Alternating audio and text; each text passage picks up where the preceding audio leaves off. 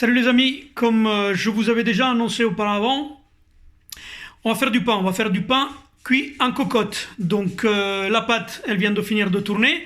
On va la laisser reposer une petite heure avant de faire des rabats. C'est un mouvement que vous verrez tout à l'heure en direct qui va servir à donner de la force à la pâte.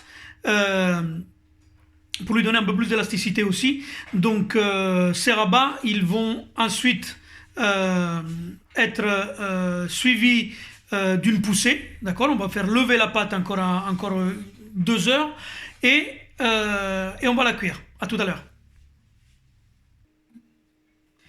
Voilà, la pâte donc elle a poussé pendant une petite heure. Donc maintenant on fait ce que l'on appelle des rabats. Donc on va venir replier la pâte sur elle-même de cette manière-là, d'accord. Voilà.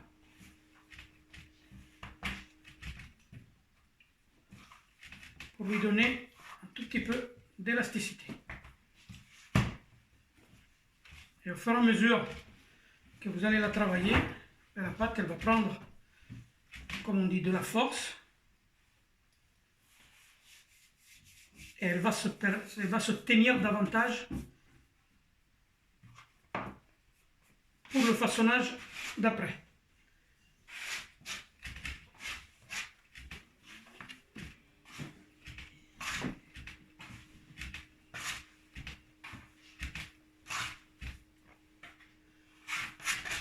C'est un travail un peu plus long.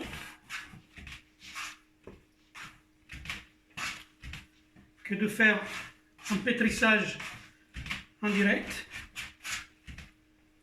Et comme j'ai fait en levain, voilà, là on est bien.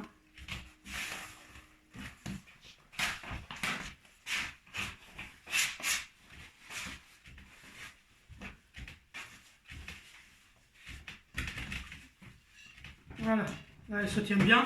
Donc j'ai plus qu'à faire reposer la pâte pendant 2 heures et ensuite un petit façonnage et directement au four.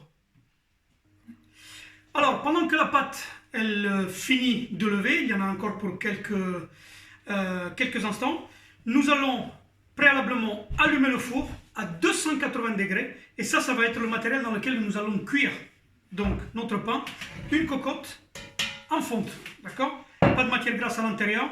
Vous allez la mettre à froid dans le four, d'accord, directement avec le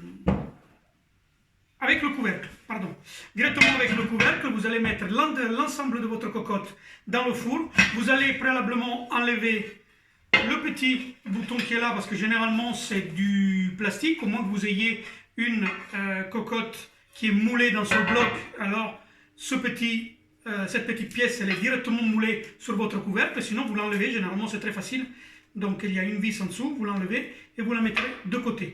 Donc vous couvrez, hop, et vous mettez votre cocotte dans le four à chauffer à 280 degrés pendant au minimum une demi-heure à 45 minutes.